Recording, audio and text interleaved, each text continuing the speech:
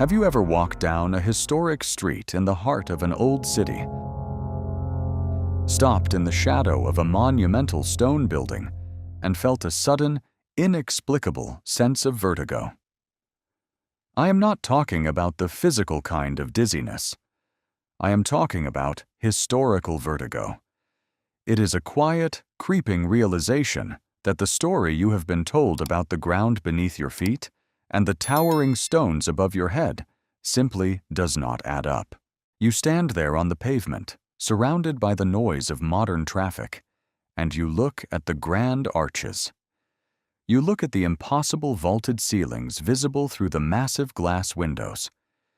You study the sheer, staggering scale of the masonry, the immense blocks of granite and limestone fitted together with a precision that seems almost alien to our modern cost-cutting sensibilities. And then you look down at a small, weathered bronze plaque bolted to the wall near the entrance. The plaque tells you that this colossal structure was a post office, or perhaps it claims it was a regional customs house, or a storage warehouse built for merchants and their horse-drawn carts in the middle of the 18th century. You read the words, but your mind rebels. The silence echoing within those colossal stone walls tells a completely different story. The silence is deafening. It is the silence of a monumental lie. Once you see the cracks in the official historical narrative, you cannot unsee them. The illusion fractures, and the reality of our past begins to bleed through. Today, we are going to look up. We are going to look at the impossible architecture hiding in plain sight in every major city on Earth. And we are going to ask the one question that academics, archaeologists, and institutional historians have spent a century and a half trying to bury deep in the archives. What if the golden age of aviation did not begin in the early 20th century? What if the skies of the old world were already full, long before the Wright brothers ever sketched a glider? What if the majestic, echoing buildings we attribute to lowly bureaucrats and local bankers were actually the grandest airports the world has ever seen? Let us begin this investigation not in the sky, but on paper. Imagine a seemingly innocent afternoon spent deep in the basement of a municipal library, looking through the original, fragile architectural blueprints of a late 18th century civic complex. The official historical records describe this building as a municipal administrative hub and a central customs clearinghouse. The established narrative, the one printed in every textbook, tells us a very specific story. It tells us that heavily bearded men in thick wool coats drove wooden carts, pulled by weary, mud-spattered horses, to these grand wooden doors to pay taxes on sacks of grain and rolls of textiles. But when you lay those blueprints flat on the table and actually look at the geometry, the math of that story completely and utterly falls apart. You notice the ground floor first. It does not have standard loading docks for wagons. It has no ramps scaled for draft animals. Instead, it features an uninterrupted horizontal clearance of over 100 feet. A vast, empty expanse of smooth stone flooring. Then, you trace your finger up the elevation plans. You follow the grand pillars up to the ceiling, and you see a height of 40 feet.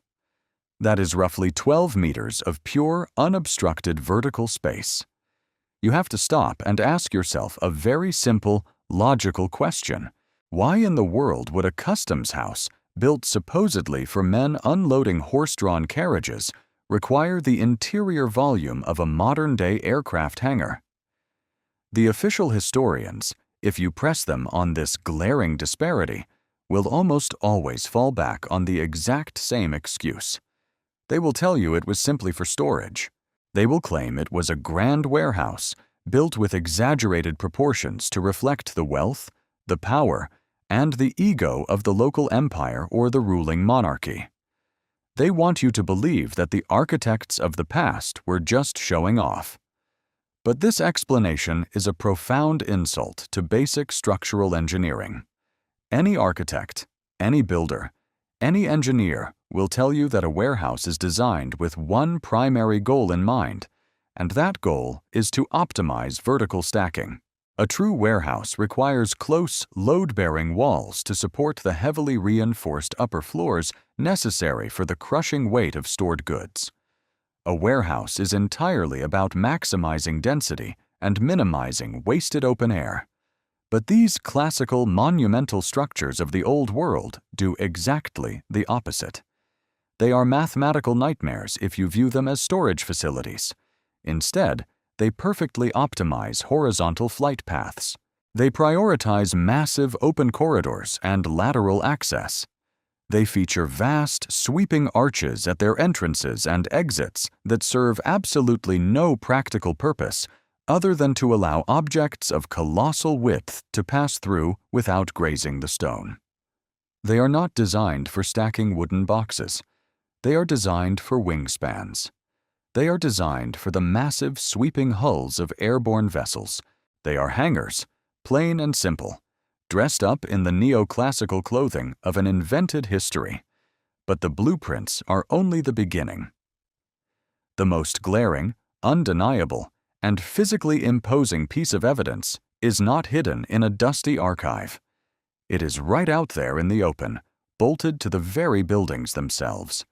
You step outside the administrative complex, you walk across the cobblestone street, and you turn to look back at the heavy stone exterior. You let your eyes travel up past the grand windows, past the ornate masonry, all the way up to the roofline. And there, anchored deeply and permanently into the solid granite, 3 stories above the ground, facing nothing but the empty, open sky, are enormous, rusted iron mooring rings. Some of these rings are the size of a grown man. They are forged with an industrial strength that defies the supposed technological limitations of their time. They are bolted to the highest possible points of the architecture, far beyond the reach of any crane, block, or pulley system intended for hoisting street-level cargo. You have to confront the physical reality of these objects. What exactly were they tying down, 3 stories up in the air, in the year 1740? You do not install massive iron anchors into solid granite at the apex of a roofline to tether a runaway horse. You do not place them there to secure a flagpole. You install them for one reason and one reason only. You install them to tether something that desperately wants to float away. You install them to dock something massive, something airborne, and something incredibly powerful. The realization is a heavy one, and it settles into your stomach like a stone. You're not looking at a post office. You're not looking at a bank. You're standing at the foot of a terminal, an air terminal built for a global civilization of transit and travel that has been entirely, systematically erased from the textbooks of modern history. However, physical evidence in carved stone and forged iron is not the only thing this forgotten civilization left behind. There is a photographic trail. A visual record exists if you know exactly where to look, and if you possess the mental fortitude to endure the aggressive, almost hostile blindness of modern academia. Imagine the strange, unsettling, and profoundly isolating experience of digging through municipal archives and finding original daguerreotypes from the 1840s and 1850s. These images represent the absolute earliest days of photography. This is decades before the official invention of practical, steerable airships, and more than half a century before the legendary Zeppelins supposedly conquered the skies of Europe. You put on the white cotton gloves, and you look closely at these sepia-toned images of old-world skylines. You have to understand the photographic technology of the time. The exposure times for these early cameras were incredibly long, sometimes taking several minutes to capture a single image. This meant that anything moving fast, a walking person, a running dog, a rolling carriage, would completely blur into a ghostly nothingness or disappear entirely from the final picture. The only things that registered clearly were things that stood perfectly, completely still. Yet, there, in the faded background of these oldest photographs, hovering perfectly motionless just above the roof lines of these colossal civic buildings, are massive, elongated cigar shapes. Sometimes they are tethered directly to those exact same iron rings we just talked about. Sometimes you can even make out the faint, ghostly outline of a suspended gondola hanging beneath the dark, majestic hull. They are crisp. They are clear. They are undeniable. And yet, when you take these photographs, these primary historical documents, and present them to institutional historians, the reaction you get is almost theatrical in its level of denial. They will not even look closely at the image. They will barely glance at the magnifying glass. They immediately, reflexively, classify these distinct, structural, aerodynamic anomalies as cloud formations. When you point out that clouds do not have perfect geometric symmetry or hanging gondolas, they will smile condescendingly. They will shift their argument and tell you it is simply a chemical flaw in the photographic development process. They will claim it is a mere scratch on the glass plate, an artifact of overexposure, or a smudge of silver iodide. They look you dead in the eye and ask you to believe that random chemical burns and accidental scratches just happen to take the exact, perfect aerodynamic shape of a dirigible.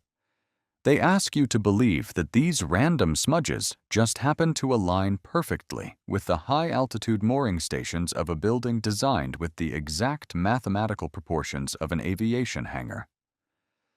The institutional incuriosity is not just frustrating to witness. It is terrifying. It is a deliberate, heavily fortified defensive wall. The academic establishment refuses to investigate these images because acknowledging those massive shapes in the sky would require tearing down the entire chronological foundation of human technological progress. It would mean admitting that the timeline of innovation is a lie. And this conspiracy of silence is not localized. It is not just a quirky architectural anomaly restricted to a few eccentric cities in Western Europe or the East Coast of the United States. The true scale of this mystery is global, and that is precisely what makes it so dangerous to the established historical narrative. You can pack your bags and travel the world, and you will find these identical, impossible structures everywhere. You will find the exact same cavernous 40-foot ceilings, the exact same sweeping, unblocked archways, and the exact same iron mooring rings pointing to the heavens. You find them heavily disguised as old postal buildings in the heart of North America. You find them masquerading as grand colonial administrative complexes in the humid capitals of South America. And most chillingly of all, you find them scattered across the vast, empty steppes of Russia and the sprawling, desolate plains of Central Asia, a massive, enigmatic region that the old, pre-19th century maps casually labeled as Tartaria. You have to pause and let the geographic impossibility of this wash over you. How did this happen? How did identical, highly specialized aviation architecture appear on 4 completely different continents before the invention of mass global communication? Before the laying of the transatlantic telegraph cables.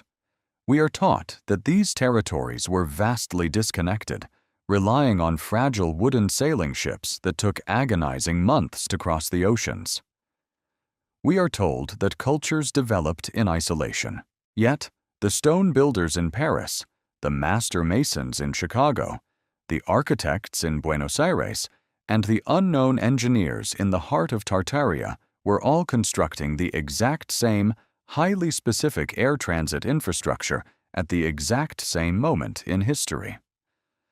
The local archives always label these buildings with the same vague, dismissive terms.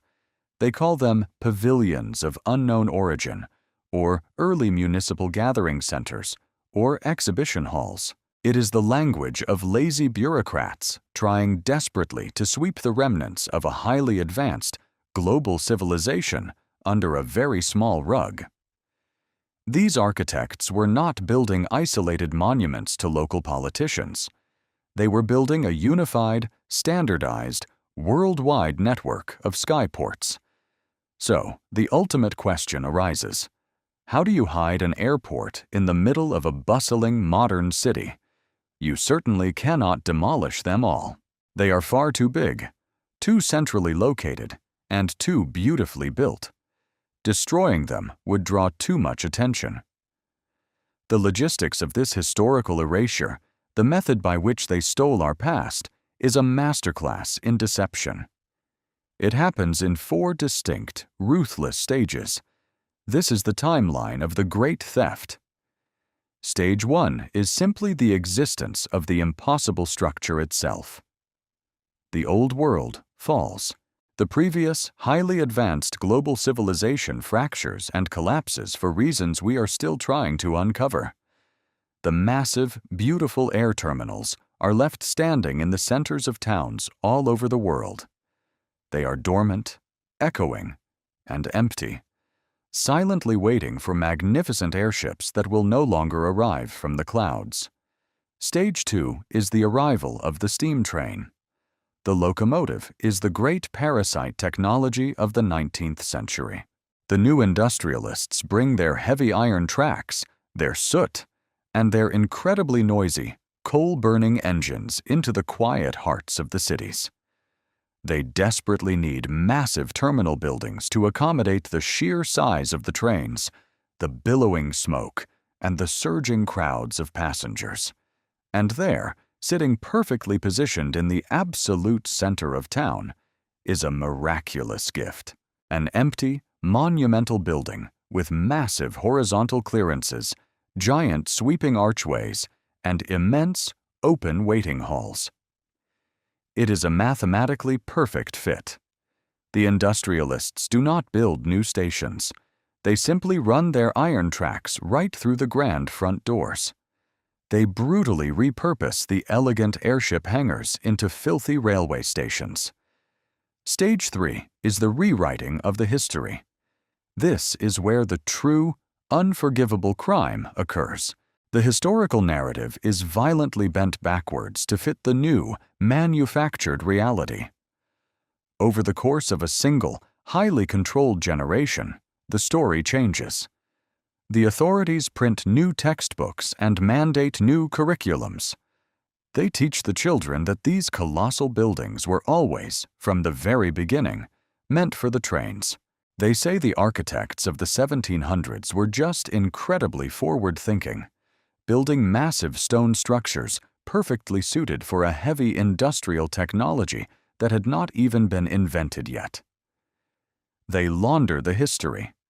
They wash away the memory of the silent, majestic sky, and they replace it with the loud, dirty reality of soot and steel.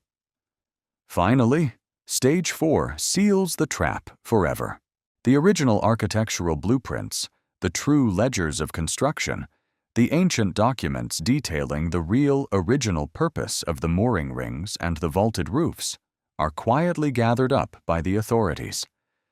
They are removed from public access and sealed deep within restricted government and academic archives.